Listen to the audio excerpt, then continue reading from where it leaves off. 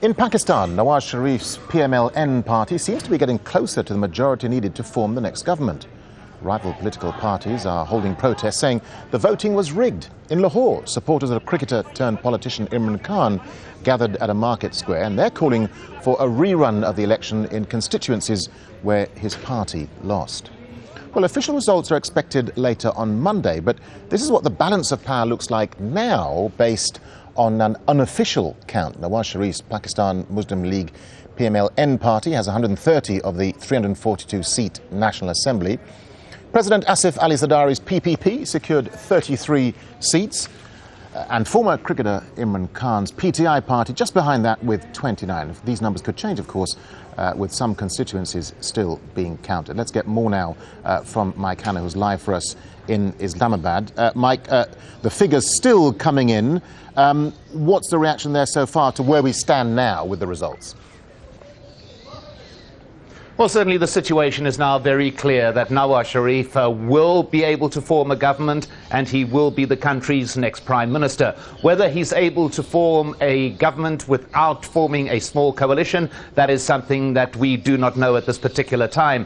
But as you mentioned, he has certainly 130 seats and climbing, so he may well reach that 50% that he needs to be able to govern alone without bringing in any outside political forces. That being said, though, he is close enough to the majority to be able to pull in 2 or 3 independents and then achieve a majority government in that particular way, forming a coalition with individuals rather than with any political party. So that is clear at this particular point. Now, where the official announcement stands, essentially the Electoral Commission is looking at all the complaints that have been made through the process. It is deciding what to do in those areas where there has been a contested vote, those polling areas where it believes that the election was not necessarily free and fair. It will then decide what to do in those particular areas. So the formal declaration of the announcement may come a little bit later than one had surmised. And the point that one must remember here, it is only at the formal declaration by the Electoral Commission that the countdown begins to forming a government.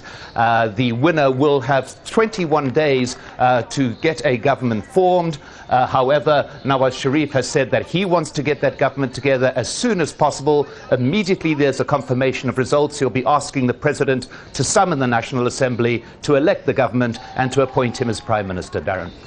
Mike, what about international reaction to the election result? I mean, what are people saying outside of Pakistan? Well, in its immediate neighbours, there's been a very interesting immediate reaction and a complete breaking of protocol. India responded virtually immediately once it became clear that Nawaz Sharif was the front runner and in fact was very, very likely to run the next government. We had a message of congratulations to Pakistan for its electoral process, but then an individual message of congratulations, once again, to repeat a breaking of protocol directly to Nawaz Sharif from the Indian Prime Minister. Now, Sharif has responded even further. In the last hour, he's spoken to some journalists saying that he will invite Manmohan Singh, the Indian Prime Minister, to his swearing-in ceremony. These are very important statements being made very early, in fact, even before his government is formed, that he is going to forge a closer alliance, a closer friendship with India, a relationship that has been very fraught indeed in recent years. And one must remember that the last visit by an Indian president to Pakistan came the last time that Nawaz Sharif was Prime Minister of this country way back in 1998. So that's a very important development. With regard to further afield,